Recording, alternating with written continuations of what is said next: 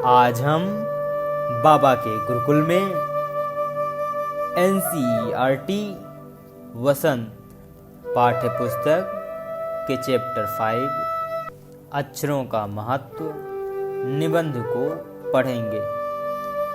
इस निबंध के निबंधकार गुणाकर मूले जी हैं। गुणाकर मूले महाराष्ट्र के अमरावती जिले के सिंधु बुजुर्ग गांव में 3 जनवरी 1935 को जन्मे। मराठी मूल के होने के बावजूद उन्होंने इलाहाबाद विश्वविद्यालय से गणित में MA किया और लेखन के लिए हिंदी व अंग्रेजी भाषाओं को माध्यम बनाया। वर्षों दार्जिलिंग स्थित राहुल संग्रहागार से संबंध रहने के उपरांत 1971-72 के दौर में वे दिल्ली आ गए थे और फिर दिल्ली के ही उनके जीवन का अंतिम पड़ाव बनी। यही उन्होंने विवाह किया, घर बसाया और रहे। एक दिलचस्प तथ्य यह भी है कि सिविल मैरिज के दौरान कोर्ट के सम्मुख मूले जी के पिता की भूमिका बाबा नागार्जुन ने निभाई थी। तो इस निबंध को हम शुरू करते हैं। अक्षरों की कहानी। यह पुस्तक अक्षरों से बनी है। सारी पुस्तकें अक्षरों से बनी हैं। तरह तरह की पुस्तकें, तरह तरह के अक्षर। दुनिया में अब तक करोड़ों पुस्तकें छप चुकी हैं। हजारों पुस्तकें रोज छपती हैं।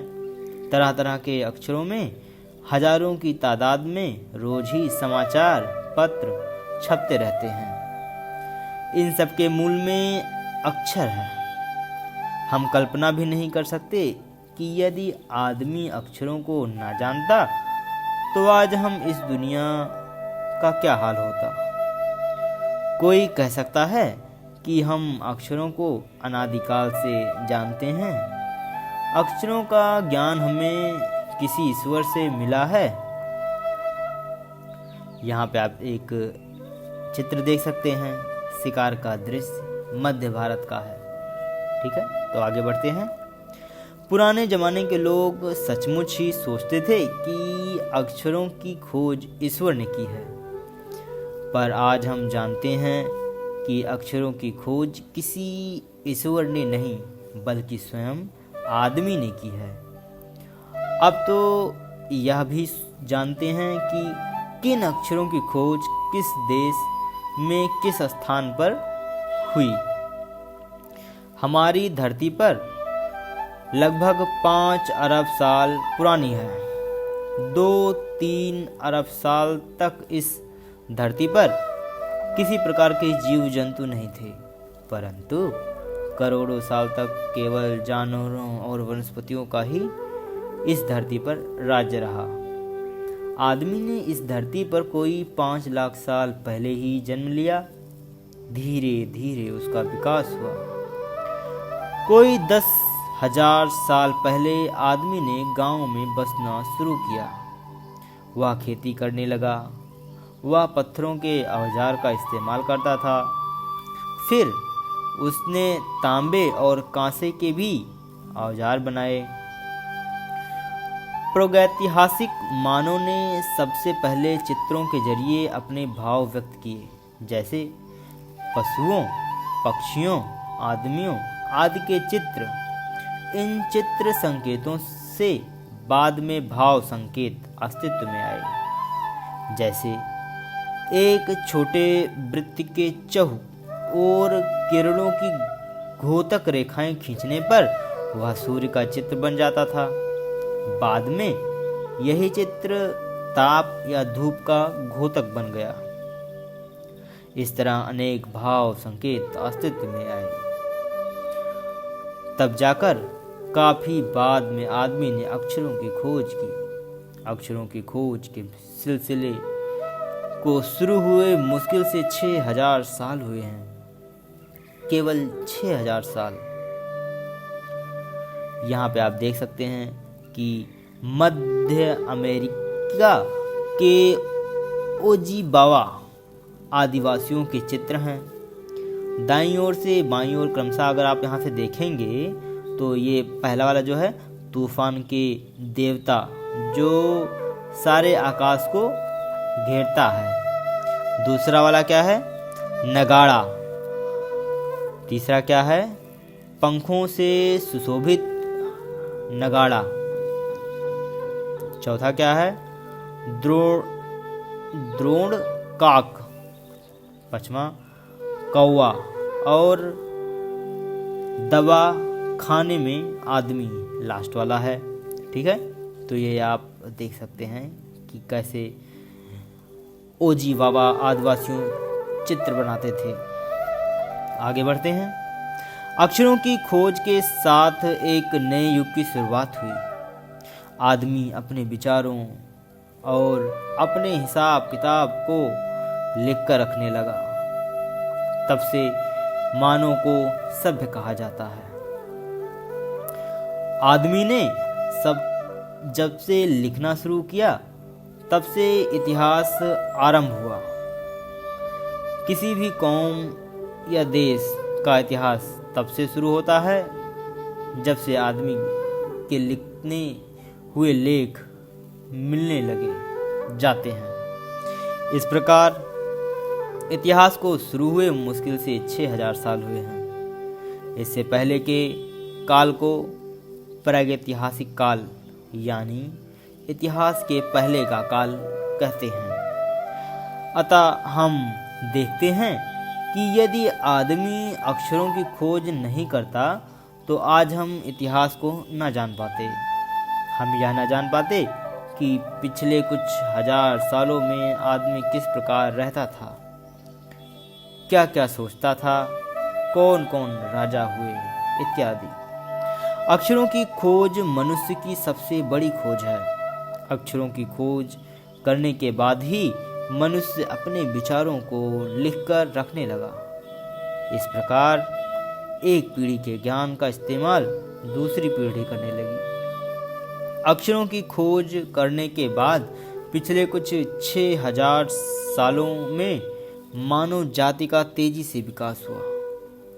यह महत्व है अक्षरों का और उससे बनी हुई लिपियों का।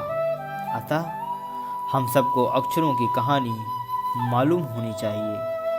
आज जिन अक्षरों को हम पढ़ते या लिखते हैं वह कब बनाए गए, कहाँ बने और किसने बनाए, यह जानना जरूरी है हम सभी के लिए। तो यहाँ पे हमारी निबंध खत्म होता है। अब हम इसके प्रश्न अभ्यास को देखेंगे। पहला प्रश्न इसमें निबंध से है। क्या है? पाठ में ऐसा क्यों कहा गया है कि अक्षरों के महत्व के साथ एक नए युग की शुरुआत हुई? तो हम यहाँ पे सिर्फ आपको डायरेक्शन देंगे, आपको इसे स्वयं से करना है। तो इसके आंसर को डिस्कस कर लेते हैं। ऐसा क्यों कहा गया है?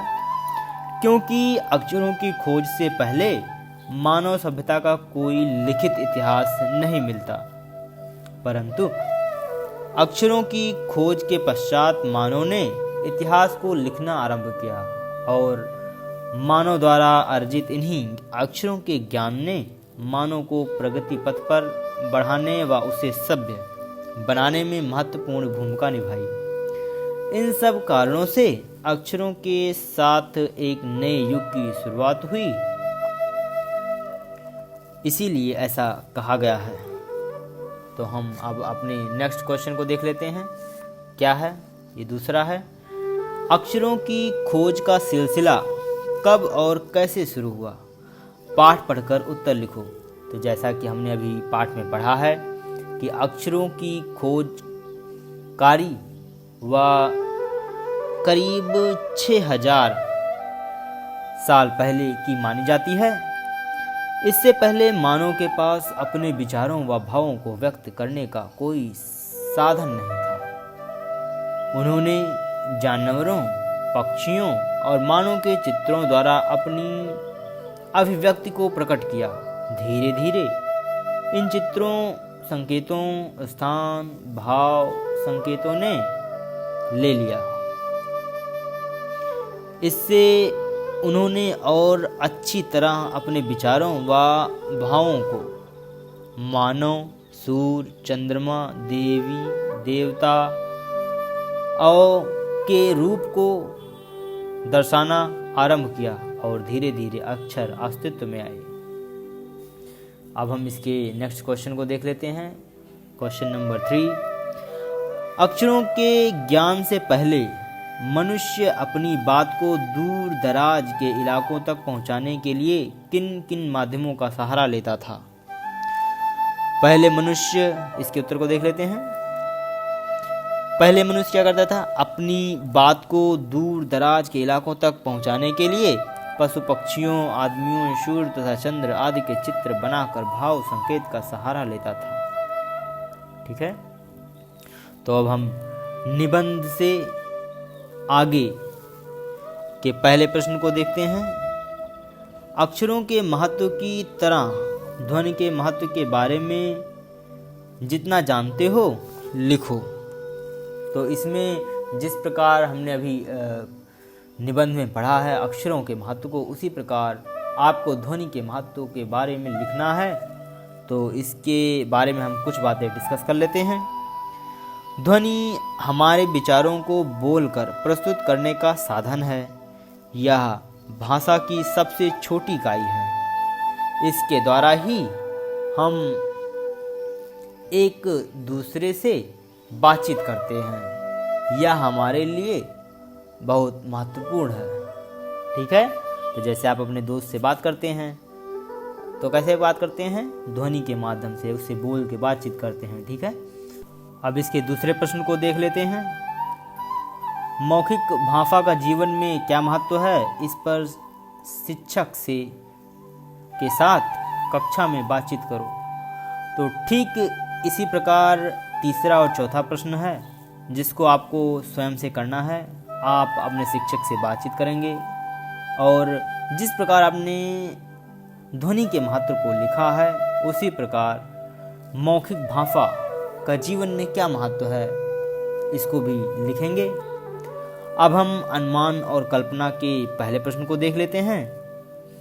पुराने जमाने में लोग यह क्यों सोचते थे कि अक्षर और भाषा की खोज ईश्वर ने की थी?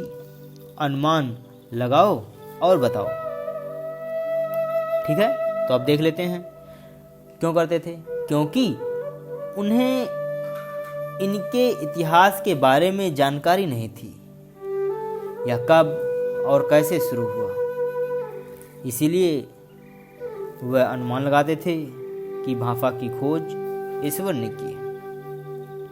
इसके अगले प्रश्न को देखते हैं। अक्षरों के महत्व के साथ ही मनुष्य के जीवन में गीत, नृत्य, खेलों का भी महत्व है।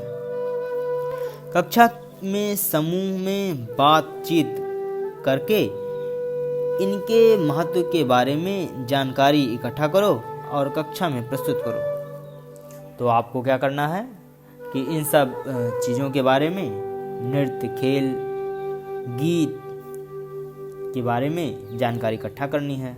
ठीक है, और क्लास में अपने प्रस्तुत करना है। तो इसे आपको स्वयं ही करना है। ठीक है, तो हम अगले प्रश्न की ओर बढ़ते हैं। हमारा ये तीसरा प्रश्न है। क्या होता अगर हमारे पास अक्षर ना होते, भाषा ना होती, तो क्या होता? इसको भी आपको स्वयं ही करना है, लेकिन इसके बारे में थोड़ा डिस्कस कर लेते हैं। अगर हमारे पास अक्षर ना होते तो हम लिख ना पाते। मानो सब क्यों हुआ? अक्षरों के कारण। तो अब तक हम क्या होते? सभ्य ना होते। ठीक है, इसी प्रकार अगर भाषा ना होती तो क्या होता? हम अपना बातचीत किसी से नहीं कर पाते, कम्युनिकेशन हमारा बहुत वीक होता। ठीक है, तो आपको ऐसे ऐसे और सारी बातें लिखनी है और आप कमेंट बॉक्स में ज़रूर, भाषा ना होती तो क्या होता, आप इसके बिंदुओं को कमेंट बॉक्स में ज़रूर लिखें। ठीक है, तो अब हम कहाँ पे पढ़ते हैं? भाषा की बात। तो हम इसके पहले प्रश्न को देख लेते हैं। ठीक है। अनादिकाल में रेखांकित शब्द का अर्थ है जिसकी कोई शुरुआत या आदि ना हो। यह शब्द मूल शब्द के शुरू में कुछ जोड़ने से बना है, इसे उपसर्ग कहते हैं। तो आप उपसर्ग समझ गए। उपसर्ग क्या होता है?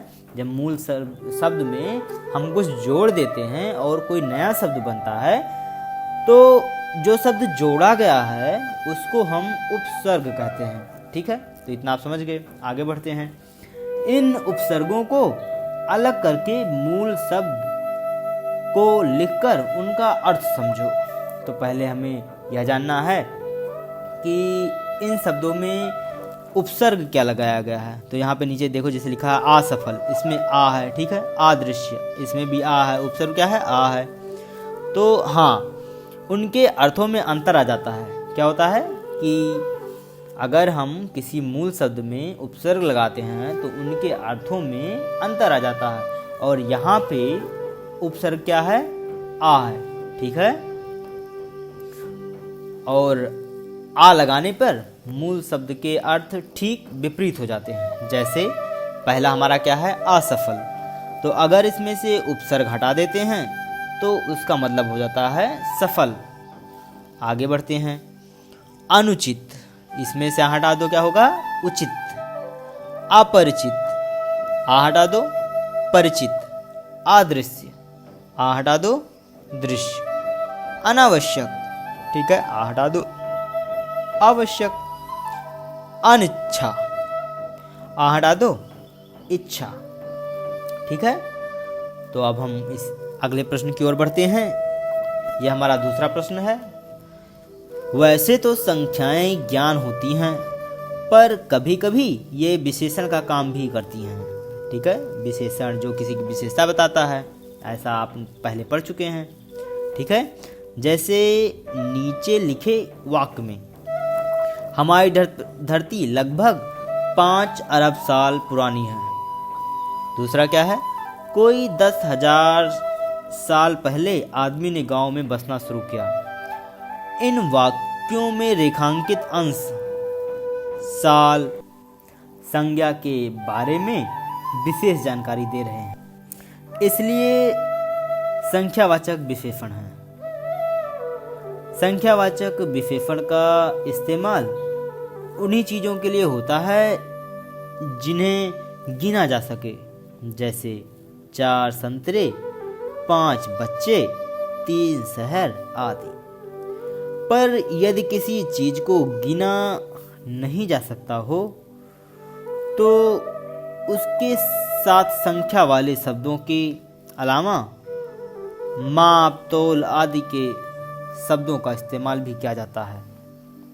जैसे 3 जग पानी, 1 किलो चीनी। यहाँ रेखांकित हिस्से परिमाणवाचक विशेषण हैं, क्योंकि इसका संबंध माप तौल से है। अब आगे लिखे हुए को पढ़ो और खाली स्थानों में बॉक्स में दिए गए माप तौल के उचित शब्द छांटकर लिखो। तो इसमें क्या दिया हुआ है, बॉक्स में देख सकते हैं। प्याला, कटोरी, एकड़, मीटर, लीटर, किलो, ट्रक, चम्मच। ठीक है। तो ये सब बॉक्स में दिए हैं और आपको यहाँ पे नीचे भरना है। ठीक है। तो पहला हम देख लेते हैं 3, उसके बाद स्पेस है, उसके बाद में लिखा है खीर। तो आप इसको इसमें से छांट के लिखना है। तो 3 के साथ क्या फिट बैठेगा? कटोरी। ठीक है। तो 3 कटोरी खीर। इसी प्रकार आगे देखते हैं हम। 6 मीटर कपड़ा, 2 प्याली कॉफ़ी, 1 लीटर दूध, 2 एकड़ जमीन, 1 ट्रक रेत, 5 किलो बाजरा, 3 चम्मच तेल। ठीक है। तो इसी प्रकार आप इसको भर सकते हैं। हमारे साथ वीडियो में यहाँ तक बने रहने के लिए आप सभी का बहुत बहुत धन्यवाद। Next chapter in next video.